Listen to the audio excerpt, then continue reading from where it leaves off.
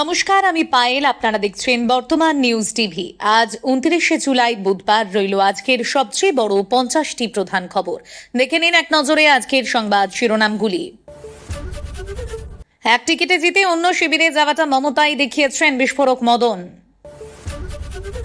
এক ফোনেই অভিযোগ মুখ্যমন্ত্রীর কাছে কাটমানি সিন্ডিকেট রাজ রুখতে চালু হেল্পলাইন। মহেশতলায় 1000 কোটি টাকার জমি দুর্নীতির অভিযোগ, পরপর এফআইআর নিয়ে জবাব দিলেন অভিষেক। নেশামুক্তি কেন্দ্রে গণধর্ষণ, দিনের পর দিন নারী নির্যাতন, দত্তপুকুরে গ্রেপ্তার মালিক। বিলকিসের ধর্ষকদের সংবর্ধনা, নয়া শিক্ষামন্ত্রীর সংসদে অভিযোগ, প্রিয়াঙ্কার ক্ষমা চাইতে বলল বিজেপি। নামের পাশে তৃণমূল কেন, বিজেপির বি টিম লিখুন, শর্মিলাকে তুলোধনা মহুয়ার। ধর্মতলায় অশান্তি ও সাংবাদিক নিগ্রহে গ্রেপ্তার হওয়া 16 জনকেই জামিন দিয়ে দিল কোর্ট। দত্তপুকুর পুলিশ ফাঁড়িতে মজুদ বাজি ও মশলাতে বিস্ফোরণ, আতঙ্কিত এলাকাবাসী। বিদেশ যাওয়ার অনুমতি দেয়নি হাইকোর্ট, এবার সেই নির্দেশকে চ্যালেঞ্জ করে সুপ্রিম কোর্টে অভিষেক। পুলিশকে দুর্গাপুজোর উপহার, অক্টোবর থেকে রেশন ভাতা বৃদ্ধির ঘোষণা মুখ্যমন্ত্রীর। বাইক সার্ভিসিং এ দেরি, ডেকে নিয়ে গিয়ে যুবককে খুন, চাঞ্চল্য বর্ধমানে। নন্দীগ্রামে চিহ্নিত হওয়ার পথে তৃণমূল হাতছাড়া আরও এক পঞ্চায়েত, উচ্ছ্বাসে মাতল গেরুয়া শিবির। পঞ্চম শ্রেণীর ছাত্রীকে শ্লীলতাহানি, অভিযুক্ত ঝালমুড়িওয়ালাকে আটকে বিক্ষোভ পড়ুয়াদের। ব্যবহার হতো দ্বিতীয় বিশ্বযুদ্ধের সময় পুরুলিয়ার সেই ছড়রা এয়ার স্ট্রিপে এবার হবে বিমানবন্দর। পরিষেবা সচল রাখতে প্রত্যেক পুরসভায় নোডাল অফিসার, ঘোষণা অগ্নিমিত্রার। ধর্মতলায় বিক্ষোভ কাণ্ডে বড় স্বস্তি, জামিন পেলেন ধৃত 16 জন আন্দোলনকারী। রাজ্য জুড়ে বেহাল রাস্তা মেরামতের ডেডলাইন বেঁধে দিলেন মুখ্যমন্ত্রী, নবান্নে বৈঠকে কড়া বার্তা। জোর করে দখল, জমির ভুয়ো নথি বানিয়ে বিক্রি, অভিষেকের পিএ সুমিতের রক্ষা কবচে না হাইকোর্টের। ধর্মেন্দ্র প্রধানকে সুপারস্টারের মতো সংবর্ধনা, লজ্জাজনক, মোদী সরকারকে কড়া আক্রমণ প্রিয়াঙ্কার। অক্সিজেনের অভাবে চিকিৎসার গাফিলতির অভিযোগ, নবদ্বীপে রোগী মৃত্যুকে ঘিরে তুলকালাম পরিস্থিতি।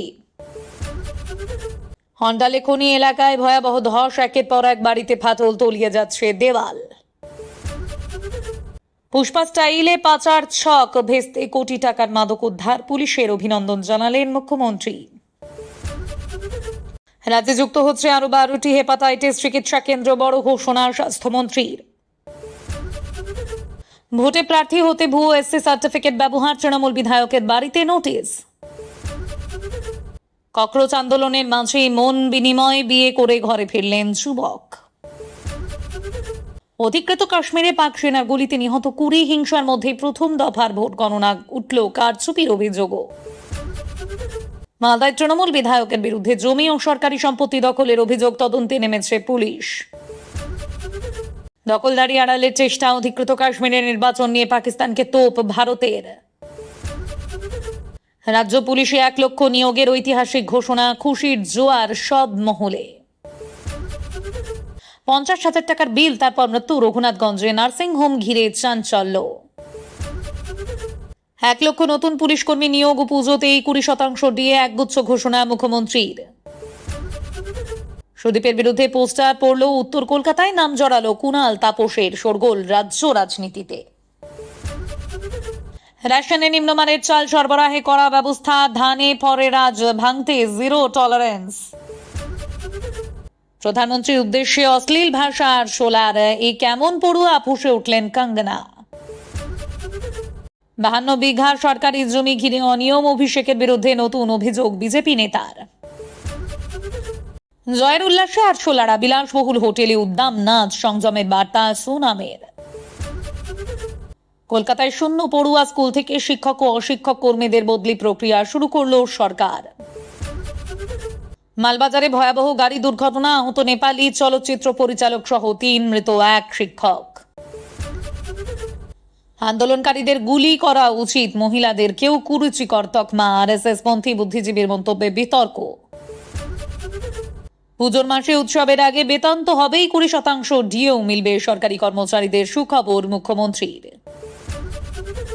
কাঁচা লঙ্কা 400 টাকা কেজি, বাংলাদেশে আগুন দামে মধ্যবিত্তের মাথায় হাত। আপনাদের কাছে ছোট্ট একটি অনুরোধ রইল, আমরা প্রতিদিন চেষ্টা করি আপনাদের জন্য সঠিক, সংক্ষিপ্ত এবং নিরপেক্ষ খবর পৌঁছে দিতে। আমাদের এই ছোট্ট চেষ্টাকে যদি আপনাদের ভালো লেগে থাকে তাহলে দয়া করে একটি লাইক দিন এবং চ্যানেলটিকে সাবস্ক্রাইব করে পাশে থাকার বার্তা দিন। এবার এক এক করে দেখে নেব বিস্তারিত খবর। যারা আগুন লাগিয়েছে এক বালতি জল আনলে তাদের বাহবা দেব না, প্রশ্ন ফাঁস বিল নিয়ে কেন্দ্রকে তীব্র আক্রমণ অভিষেকের। প্রশ্ন ফাঁস রুখতে কেন্দ্রীয় সরকারের আনা নতুন বিলকে সমর্থন করলেও বিগত এক দশকে দেশের শিক্ষা ও পরীক্ষা ব্যবস্থায় লাগাতার ব্যর্থতার অভিযোগে কেন্দ্রকে চরম আক্রমণ শানালেন ডায়মন্ড হারবারের সাংসদ অভিষেক বন্দ্যোপাধ্যায়।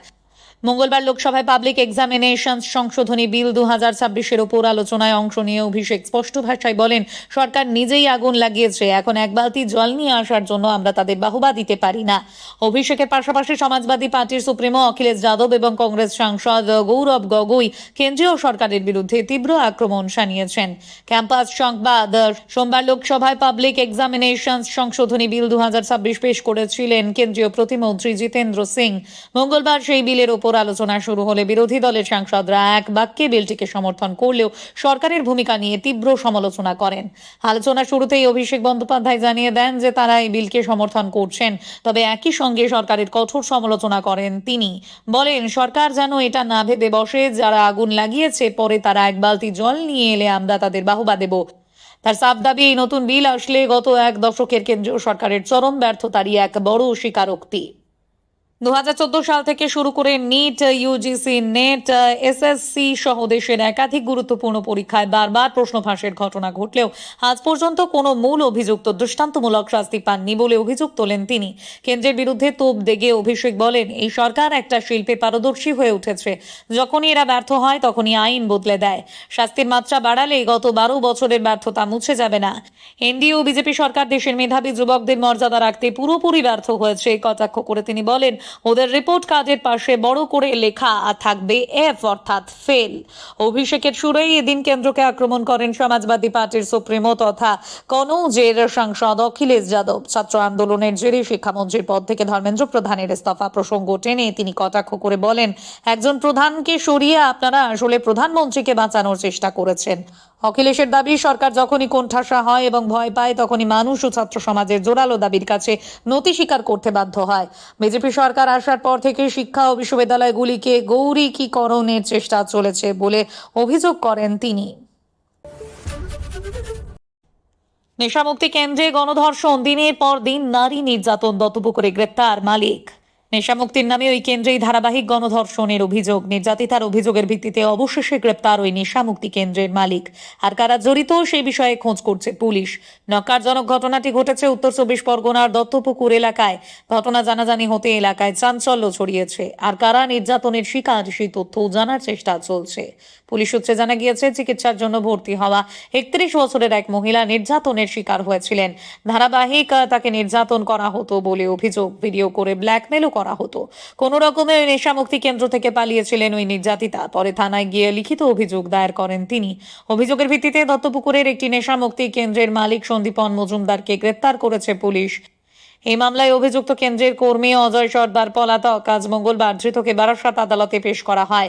বিচারক তাকে 5 দিনের পুলিশি হেফাজতের নির্দেশ দেন। পুলিশ ও আদালত সূত্রে জানা গিয়েছে, মদের নেশা ছাড়ানোর জন্য প্রায় 1 বছর আগে দত্তপুকুর দাড়িপুকুর এলাকায় ওই নেশামুক্তি কেন্দ্রের মহিলাকে ভর্তি করায় তার পরিবার। অভিযোগ, চিকিৎসার আড়ালে তাকে বারবার অফিস ঘরে ডেকে নিয়ে গিয়ে কেন্দ্রের মালিক ও এক কর্মী যৌন নির্যাতন চালাতো। নির্যাতনের ভিডিও তুলে ব্ল্যাকমেল করা, প্রাণনাশের হুমকি দেওয়া এবং শারীরিক অত্যাচারের অভিযোগও রয়েছে। নির্যাতিতার দাবি, কেন্দ্রে থাকা অন্য মহিলা আবাসিকদের উপরেও একই ধরনের অমানবিক আচরণ করা হতো। চলতি বছরের 13ই মে তিনি কেন্দ্র থেকে পালান। এরপর অভিযুক্তদের হুমকি চলতে থাকে। সোমবার রাতে দত্তপুকুর থানায় লিখিত অভিযোগ দায়ের করানো হয়। রাতে বারাসতের পূর্বাশা এলাকা থেকে সন্দীপনকে গ্রেপ্তার করে পুলিশ। তার বিরুদ্ধে গণধর্ষণ, বেআইনি আটকে রাখা, মারধর সহ একাধিক ধারায় মামলা রুজু হয়েছে। পুলিশ জানিয়েছে, ধৃতকে জেরা করে পলাতক অজয় সর্দারের খোঁজ চলছে। পাশাপাশি নেশামুক্তি কেন্দ্রটির কার্যকলাপ, চিকিৎসার নামে অন্য কোনো অনিয়ম চলত কিনা তাও খতিয়ে দেখা হচ্ছে। 1 লক্ষ নতুন পুলিশ কর্মী নিয়োগ ও পুজোতেই 20% ডিএ, এক গুচ্ছ ঘোষণা মুখ্যমন্ত্রীর। পুলিশ কর্মীদের দীর্ঘদিনের পুঞ্জীভূত ক্ষোভ প্রশমিত করতে এবং আইন শৃঙ্খলা ব্যবস্থাকে ঢেলে সাজাতে বড়সড় ঘোষণা করলেন মুখ্যমন্ত্রী শুভেন্দু অধিকারী। মঙ্গলবার ভবানী ভবনে তিনি ঘোষণা করেন, উত্তরপ্রদেশ মডেলকে সামনে রেখে আগামী কয়েক অর্থবর্ষে রাজ্যে ধাপে ধাপে 1 লক্ষ নতুন পুলিশ কর্মী নিয়োগ করা হবে। এছাড়া আসন্ন দুর্গাপুজোর মাসেই রাজ্য সরকারি কর্মীদের বকেয়া মহার্ঘ ভাতার প্রথম কিস্তিতে অতিরিক্ত 20% দিয়ে দেওয়ার ঘোষণা করেছেন তিনি। স্বভাবসিদ্ধ ভঙ্গিতে এদিন মুখ্যমন্ত্রী বলেন, মুখ্যমন্ত্রী খালি হাতে ভবানী ভবনে আসবেন, এটা হয় নাকি? পরে আরো দেব, ভালোভাবে কাজ করুন। বর্তমানে ভারতে জাতীয় স্তরে প্রতি 1 লক্ষ জনসংখ্যায় যেখানে 155 জন পুলিশ কর্মী রয়েছেন, সেখানে পশ্চিমবঙ্গে এই অনুপাত মাত্র 106। এই ঘাটতি মেটাতে নবান্ন এবার উত্তরপ্রদেশের পথ অনুসরণ করছে। আইনি জটিলতা কাটিয়ে দীর্ঘদিন ধরে থমকে থাকা 47,000 শূন্য পদ পূরণের রাস্তা এখন সম্পূর্ণ পরিষ্কার। এর মধ্যে প্রশিক্ষণপ্রাপ্ত 14,000 কনস্টেবলকে আগামী দুর্গাপুজোর আবহেই সরাসরি কর্মক্ষেত্রে যোগদানের নির্দেশ দেওয়া হয়েছে। পাশাপাশি 2017 সাল থেকে আটকে থাকা 1500 টাকার রেশন ভাতা বাড়িয়ে এবার 2,000 টাকা করা হলো, যা আগামী অক্টোবর থেকেই কার্যকর হবে। আগামী কয়েক মাসের মধ্যে 7ম বেতন কমিশনের সুপারিশ হাতে আসতেই তা দ্রুত কার্যকর করার প্রতিশ্রুতিও দিয়েছেন মুখ্যমন্ত্রী। কেন্দ্রীয় স্বরাষ্ট্রমন্ত্রী অমিত শাহ সাম্প্রতিক বঙ্গ সফরের নির্দেশিকা মেনেই রাজ্য পুলিশকে অত্যাধুনিক প্রযুক্তিতে সাজিয়ে তোলার উদ্যোগ নেওয়া হয়েছে। এনআইএ এর আদলে রাজ্যের নতুন স্টেট ইনভেস্টিগেশন এজেন্সি বা SIA গঠনের কথা ঘোষণা করা হয়েছে। এছাড়া পুলিশের পুরনো বিমাহীন 4,000 গাড়ি বদল করে নতুন আধুনিক বাহন আনা হবে। 552টি থানার মধ্যে অন্তত 250 থেকে 300 থানাকে আধুনিক মানের করে তুলতে কেন্দ্রের কাছে বিশেষ অর্থ বরাদ্দের আবেদন জানানো হয়েছে। পুলিশ কর্মীদের পেশাগত দক্ষতা বাড়াতে গুজরাট ও অসমের নামী প্রশিক্ষণ কেন্দ্রে বিশেষ ট্রেনিং এর বন্দোবস্ত করা হচ্ছে। পরিবার থেকে দূরে থাকা পুলিশ কর্মীদের কষ্ট লাঘব করতে একগুচ্ছ মানবিক সিদ্ধান্ত নিয়েছে প্রশাসন। এখন থেকে মহিলা কনস্টেবলদের নিজ জেলায় এবং মহিলা আধিকারিকদের পার্শ্ববর্তী জেলায় পোস্টিং দেওয়া হবে। এছাড়া গত 15 বছর ধরে যারা ঘরের বাইরে কর্মরত, তাদের পর্যায়ক্রমে স্ব-জেলায় ফিরিয়ে আনার রূপরেখা তৈরি করা হচ্ছে। পুলিশ বাহিনীকে রাজনীতির বাইরে রেখে তাদের আবাসন, স্বাস্থ্য বিমা ও ওয়েলফেয়ার বোর্ড গঠনের কথাও এদিন ঘোষণা করেন মুখ্যমন্ত্রী। পুলিশের অন্দরে শৃঙ্খলা ফেরাতে এবং প্রশাসনিক ভাবমূর্তি উজ্জ্বল করতে এই মাস্টার স্ট্রোক কতটা কার্যকর হয় এখন সেটাই দেখার।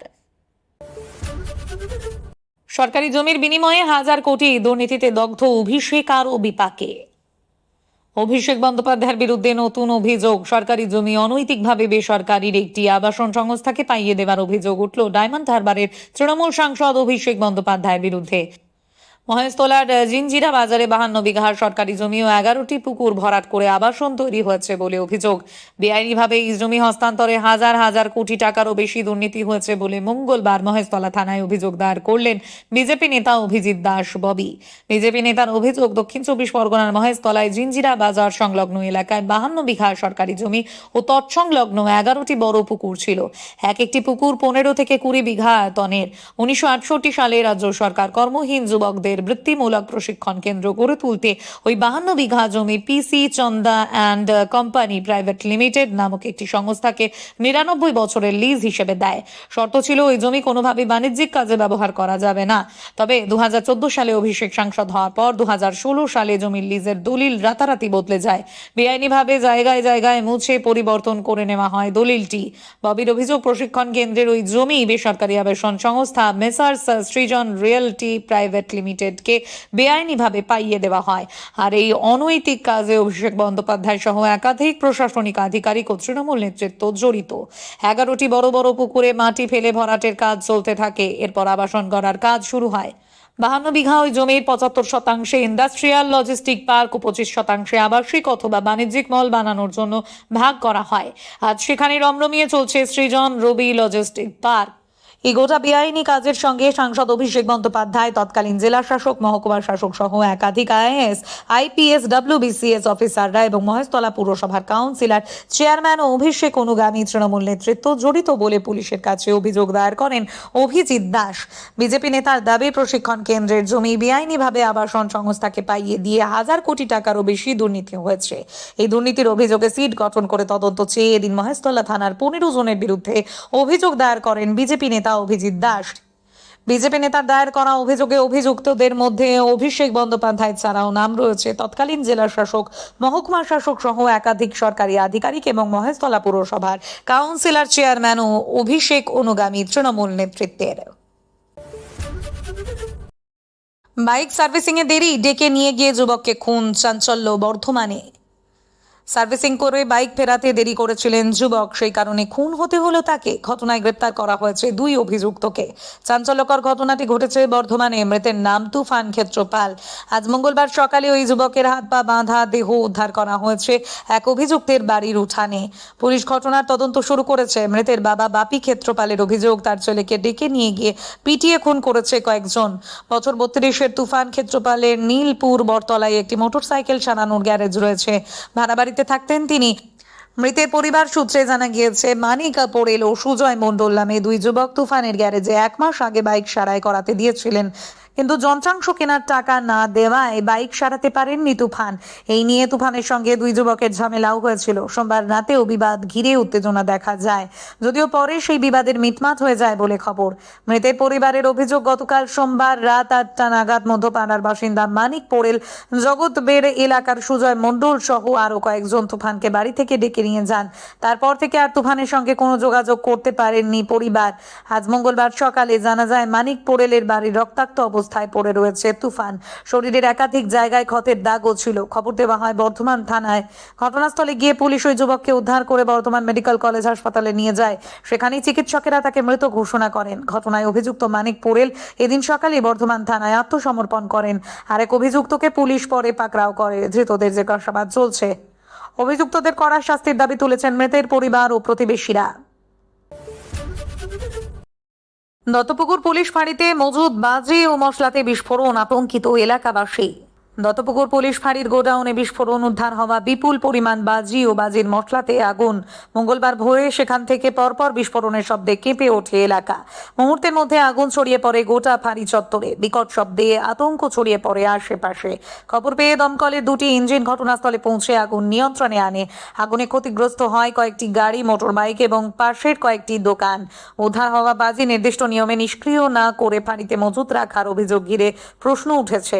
স্থানীয় পুলিশ সূত্রে জানা গিয়েছে, দত্তপুকুর থানার নারায়ণপুর সংলগ্ন এলাকায় দীর্ঘদিন ধরে বেআইনি বাজি তৈরির অভিযোগ রয়েছে। সম্প্রতি সেখান থেকে উদ্ধার হওয়া বাজি ও কাঁচামাল নীলগঞ্জ পুলিশ ফাঁড়ির গোডাউনে রাখা হয়েছিল। এলাকাবাসীর দাবি, এদিন সকাল প্রায় 6টা নাগাদ প্রথমে টিনের ড্রামে রাখা বাজির মশলায় আগুন লাগে। তারপর একের পর এক বিস্ফোরণ হতে থাকে। ঘন ধোঁয়ায় ঢেকে যায় গোটা এলাকা। আতঙ্কে ঘর ছেড়ে বাইরে বেরিয়ে আসেন বাসিন্দারা। ফাঁড়ির উপরতলায় থাকা একটি পরিবারকেও নিরাপদ স্থানে সরিয়ে নিয়ে যাওয়া হয়। স্থানীয়দের প্রশ্ন, উদ্ধার হওয়া বাজি দ্রুত নিষ্ক্রিয় না করে ফাঁড়িতে মজুত রাখা হলো কেন?